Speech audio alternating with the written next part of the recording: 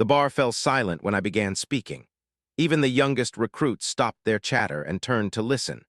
My 3 remaining arms trembled slightly as I lifted my drink, the synthetic alcohol doing little to numb memories that had burned in my mind for 20 cycles. "You want to know about the humans," I said, my voice barely above a whisper. "You think you're ready to hear what they're really like in battle, but nothing I tell you will prepare you for the reality of facing them." I stared into the amber liquid, watching the bubbles rise like the screams of my fallen comrades. The young soldier across from me leaned forward, his blue-scaled face eager with the kind of anticipation only those who had never seen real war could possess. "Command says they're just another primitive species," he said. "Carbon-based bipeds with basic technology. How dangerous could they be?" A bitter laugh escaped my throat, causing several nearby patrons to glance our way nervously. They knew who I was. Commander, former leader of the 47th Galactic Strike Force. The only survivor of what the military files coldly labeled as Incident 7739, but what those who lived through it called the human encounter. "Primitive," I repeated, tasting the word like poison. "That's what we thought too. When the hegemony first detected their radio signals, we dismissed them as barely sentient. A species that had only recently discovered nuclear fission, still confined to their single world. We were so very wrong." The memory hit me like a plasma bolt to the chest. The pristine command deck of the battlecruiser Dominion, with its holographic displays showing a small blue planet third from its star. Our intelligence reports suggested a population of roughly 7 billion individuals, scattered across several continents. No unified government, constant tribal warfare among themselves, technology centuries behind our own. It should have been a simple pacification mission. "The hegemony wanted their world," I continued, my voice growing steadier as the alcohol took hold. "Rich in rare minerals, perfect atmospheric composition, abundant water. Standard protocol called for a demonstration of superior force, followed by negotiated surrender. We'd done it 1,000 times before with 1,000 different species." I took another drink, remembering Fleet Admiral's confident smile as he addressed the crew. 15 capital ships, each carrying enough firepower to level continents. Support craft that blotted out the stars. Ground forces numbering in the hundreds of thousands. The largest invasion fleet ever assembled by the hegemony, though we thought it massive overkill for such a primitive target. "We began with orbital bombardment of their military installations," I said. "Surgical strikes designed to cripple their ability to resist without causing excessive casualties. The hegemony preferred compliant slaves to dead ones. We targeted their missile bases, air defense systems, command centers. Everything went exactly according to plan." The young soldier nodded, probably imagining the awesome display of advanced weaponry reducing primitive fortifications to smoking craters. His enthusiasm made my stomach churn. "That's when we learned our first lesson about humans," I continued. "They don't surrender when they should. Any rational species would have seen the futility of resistance and sought terms. The humans responded by launching every nuclear weapon they possessed." Even now, the memory sent chills through my exoskeleton. Hundreds of primitive fusion warheads streaking up from the planet's surface, their crude guidance systems no match for our point defense networks. We destroyed them all with casual ease, the explosions creating beautiful flowers of light against the blackness of space. Our crew actually laughed at the pathetic display. "Commander decided they needed a stronger lesson," I said. "He ordered the destruction of one of their major population centers, a city called New York with over 8 million inhabitants. The plasma bombardment was precise and efficient. The entire metropolitan area was reduced to radioactive glass in under 3 minutes." I closed my eyes, remembering the cheers that erupted across the fleet as the mushroom cloud rose from the planet's surface. We expected immediate surrender broadcasts, pleas for mercy, offers of unconditional capitulation. Instead, the human communications channels fell silent for exactly 4 hours and 17 minutes. When they came back online, everything changed. "They didn't surrender," I whispered. "They declared war, not just their governments, but their entire species. Every nation, every faction, every tribal group that had been fighting each other for centuries suddenly unified with a single purpose. They were going to kill us all." The bar around me seemed to fade as the memories took hold. I could see the tactical displays showing impossible readings, hear the confused voices of communications officers reporting what couldn't be true. In the span of those 4 silent hours, the humans had done something that every model of civilized behavior hour had developed. They had weaponized their entire civilization. Their manufacturing capabilities shifted overnight, I said, my voice gaining strength as the story demanded to be told. Civilian factories that had been producing consumer goods were retooled to build weapons. Agricultural centers became training grounds. Their academic institutions began developing new forms of warfare that violated every convention of civilized combat. But it was more than just industrial mobilization. The humans had done something that chilled me to my core when I finally understood it. They had abandoned every concept of proportional response, every notion of acceptable losses, every limit that civilized species placed on warfare. They weren't fighting to achieve political objectives or secure favorable terms. They were fighting for the complete annihilation of everything that threatened their world. Learned about something they called total war, I continued. A concept so alien to galactic civilization that we didn't have words for it in any of our languages. Every human became a soldier. Their children were evacuated to underground facilities where they continued their education alongside weapons training. Their elderly were organized into intelligence networks. Their artists composed songs of hatred and resistance that spread across their communication networks like a virus. The young's eyes had grown wide, his earlier enthusiasm replaced by confusion. Like most galactic citizens, he couldn't comprehend a species that would choose extinction over submission. The very concept violated every evolutionary instinct that had allowed sentient life to develop across the galaxy. But surely, he stammered, once they understood the futility of their position, once they saw the true scope of our forces. I held up a hand, silencing him. They knew they couldn't win. Their own military leaders were broadcasting casualty projections that showed total species extinction within 6 months. They fought anyway. Not because they thought they could achieve victory, but because they had decided that making us pay the maximum possible price was victory enough. The first ground assault began 3 days after the destruction of New York. Standard doctrine called for landing forces to secure key infrastructure, while orbital bombardment continued to eliminate organized resistance. Our troops were the finest in the galaxy, equipped with energy weapons, powered armor, and tactical support that should have made them invincible against primitive kinetic weapons. They lasted 18 minutes. The humans didn't fight like any species we had encountered, I said. They used tactics that command had never seen, strategies that violated every principle of rational warfare. They turned their own infrastructure into weapons, collapsing buildings on our troops, flooding underground tunnels with toxic gases, using their industrial chemicals to create improvised explosives of terrifying effectiveness. I remembered watching the tactical feeds as our elite stormtroopers, veterans of dozens of successful campaigns, were systematically hunted through the ruins of their own cities by human civilians armed with nothing but determination and an intimate knowledge of their environment.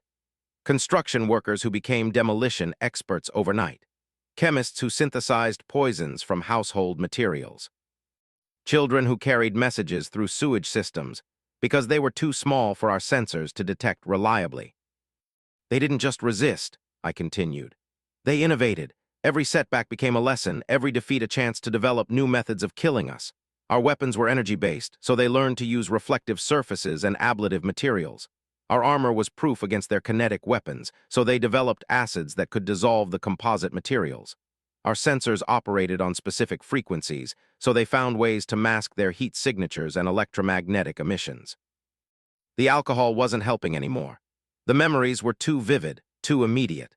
I could smell the acrid smoke of burning cities, hear the screams of wounded soldiers echoing through my communicator as human guerrilla fighters turned every corner into a potential ambush, every doorway into a death trap. By the end of the first week, I said, we had lost more troops than in any previous campaign in hegemony history. Command ordered a full orbital bombardment, complete sterilization of the planet's surface. It should have ended everything. I paused, my throat suddenly dry despite the alcohol.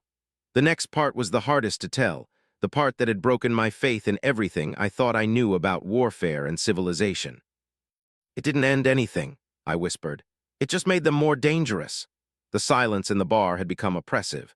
Even the automated system seemed to hum more quietly as I continued my story, the weight of memory pressing down on everyone within hearing. The young had stopped drinking entirely, his scaled hands gripping his glass so tightly I thought it might shatter. The bombardment lasted 3 days, I continued, my voice hollow. 72 hours of continuous plasma strikes that turned the planet's surface into a hellscape of molten rock and radioactive storms. Our sensors showed no signs of life, no energy signatures, no communications. Command declared the mission complete and prepared to begin terraforming operations. I laughed again, the sound bitter and harsh. We should have known. The humans had been preparing for nuclear war for decades before we arrived.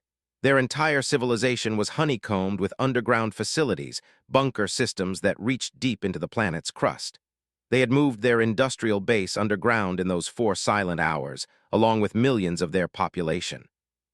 The memory of that moment when our sensors first detected activity beneath the surface still made my spine cluster with dread.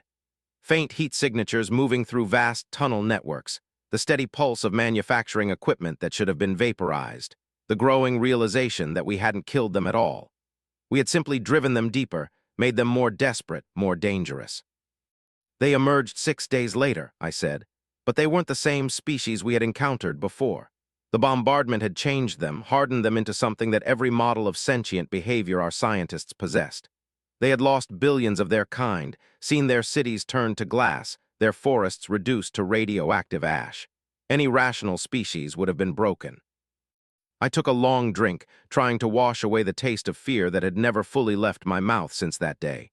Instead, they became something else, something that gave us nightmares. The first sign had been the communications intercepts. Human radio traffic resuming across multiple frequencies, but the content was unlike anything in our databases. No calls for surrender, no attempts at negotiation, no pleading for mercy. Instead, there was a cold, methodical discussion of weapons development, target prioritization, and casualty projections that treated the death of their own people as acceptable variables in complex equations. They had learned to think like us, I said. Before the bombardment, they fought with emotion, with passion and anger that made them predictable. After we burned their world, they became calculatingly rational. They studied our tactics, analyzed our technology, identified our weaknesses with the systematic precision of a military computer.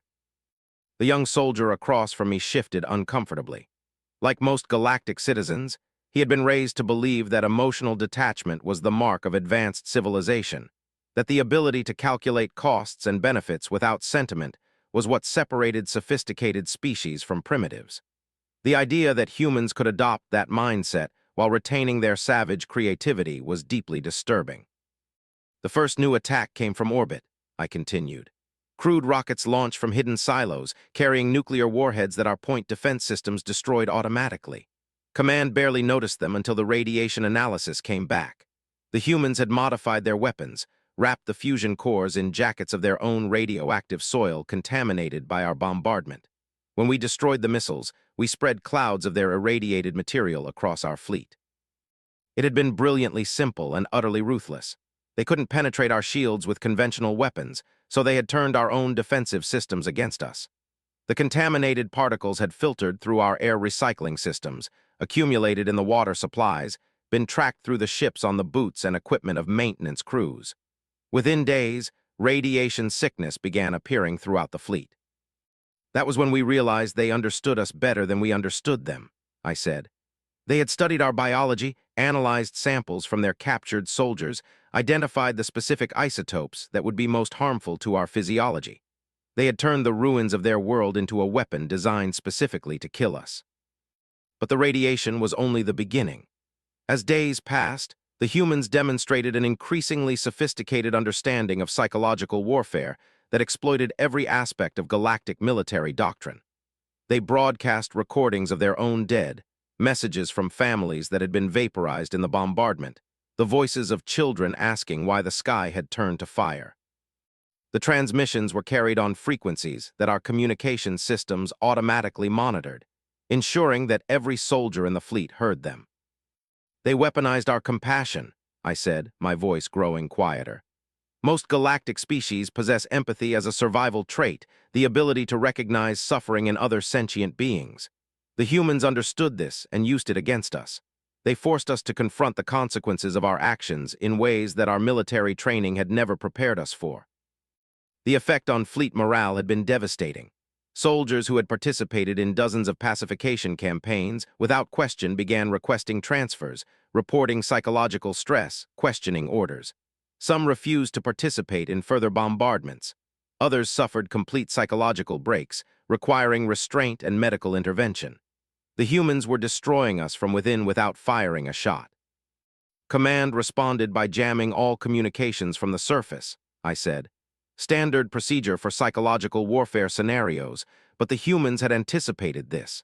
They had prepared other methods of getting into our heads. The attacks had escalated in both sophistication and brutality. Human guerrilla forces had somehow acquired detailed intelligence about our ground operations, anticipating our movements with uncanny accuracy. Ambush sites were prepared with industrial chemicals that created toxic clouds perfectly designed to penetrate our environmental suits. Improvised explosive devices were constructed from their own civilian technology, hidden in ways that exploited specific blind spots in our sensor arrays. They turned their entire planet into a laboratory for developing new ways to kill us, I continued. Every engagement became an experiment, every casualty a data point in their evolving understanding of our capabilities and limitations. They learned faster than we could adapt, innovated faster than we could counter their innovations. The young's face had gone pale beneath his scales, but surely the fleet's technological superiority, our orbital advantage. I shook my head. They neutralized that too. Human computer specialists had somehow gained access to our communication networks, not to steal information, but to understand how our systems functioned. They began broadcasting electromagnetic pulses from hidden transmitters, targeted bursts that interfered with specific components of our equipment. Our orbital surveillance became unreliable. Our targeting systems developed mysterious glitches. Our communication arrays began experiencing cascading failures that spread through the fleet like a plague. The realization that humans could match our technological capabilities while maintaining their savage ferocity had shattered every assumption upon which galactic military doctrine was based.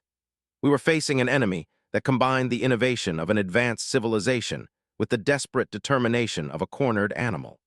They had nothing left to lose and everything to gain from inflicting maximum casualties on our forces.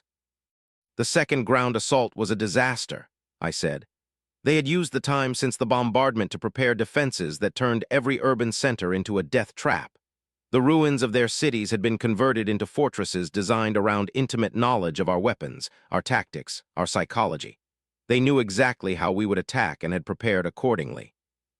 Our soldiers had found themselves fighting through carefully constructed kill zones, where every piece of debris had been positioned to channel their movement into predetermined ambush sites.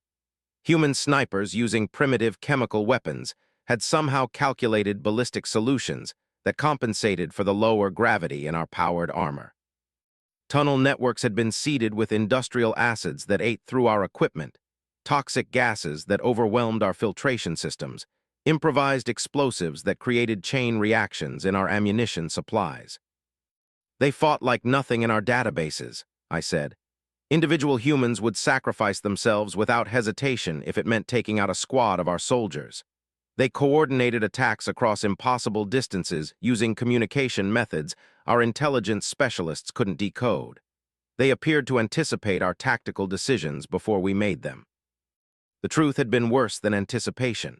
Human intelligence networks had been systematically studying our command structure, identifying patterns in our decision-making processes, developing behavioral profiles of our senior officers.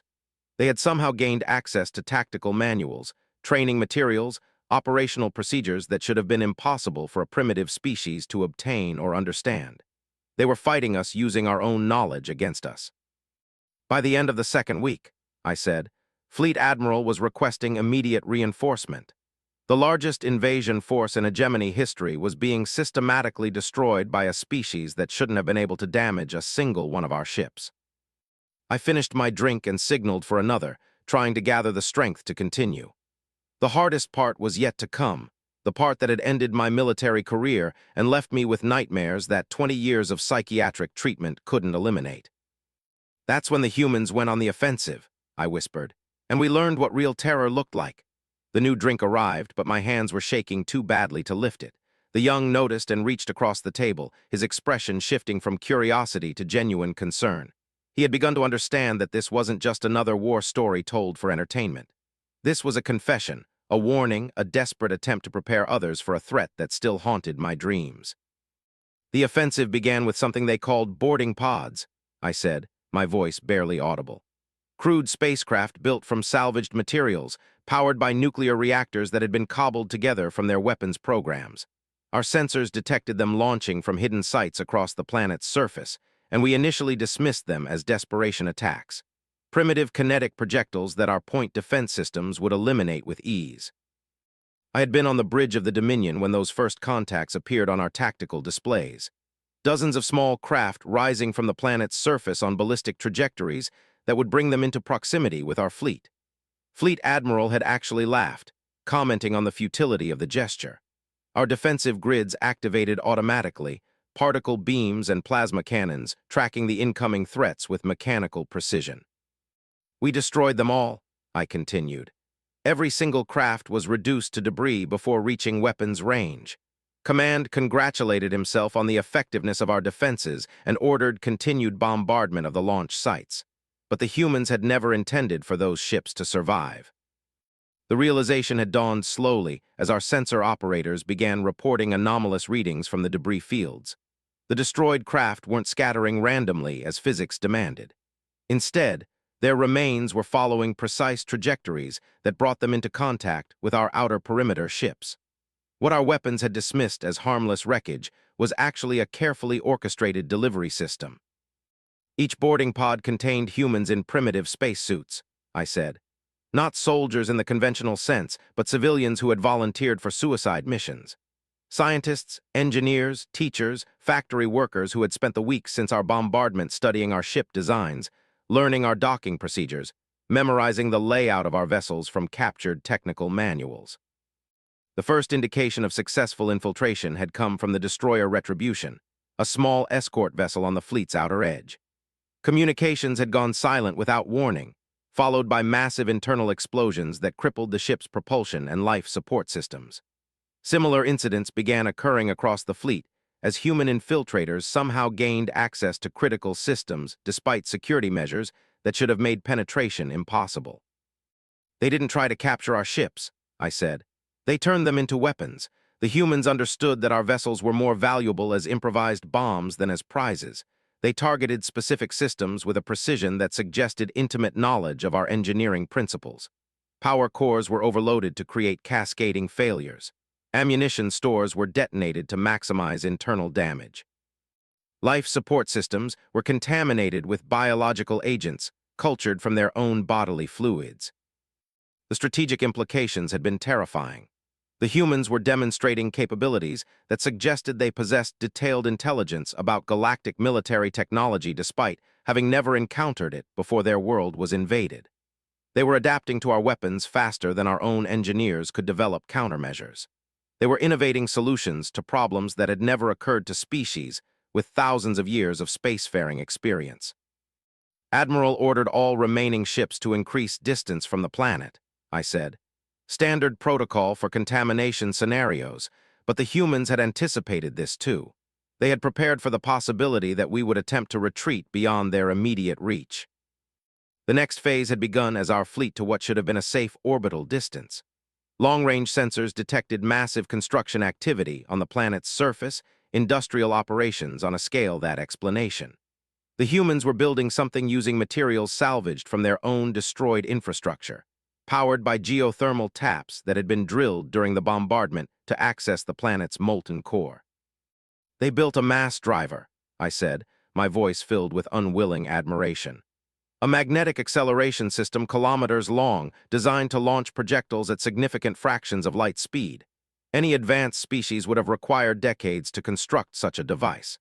The humans completed it in 18 days using nothing but scavenged materials and desperate ingenuity. The first projectiles had been simple kinetic penetrators, chunks of dense metal accelerated to velocities that made them effectively unstoppable. Our point defense systems had managed to intercept some of them, but the humans had learned from our earlier defensive responses. They varied the timing, trajectory, and composition of their projectiles to overwhelm our targeting algorithms. More importantly, they used the mass driver to launch more sophisticated payloads. They weaponized their entire industrial base, I continued. Manufacturing equipment that had been converted into bomb factories was launched at our ships.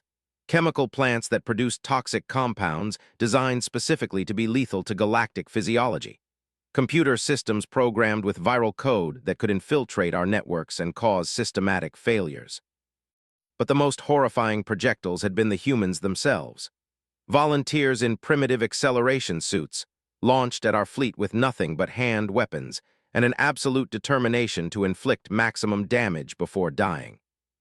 They impacted our ships at velocities that should have killed them instantly, but somehow retained enough consciousness to activate explosive devices, release biological agents, or simply begin shooting at everything in sight with weapons that our armor should have been proof against.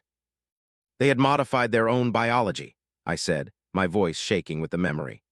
Genetic alterations that increased their resistance to acceleration forces, surgical implants that allowed them to survive in hard vacuum for extended periods, neural modifications that suppressed pain and fear responses to inhuman levels. They had turned themselves into living weapons designed for one purpose: killing us. The young had gone completely silent, his face expressing the kind of horror that came from truly understanding what he was hearing. The humans weren't just fighting against superior technology and overwhelming odds. They were deliberately transforming themselves into something that could match our capabilities through sheer force of will and biological modification. Fleet Admiral requested immediate evacuation, I said.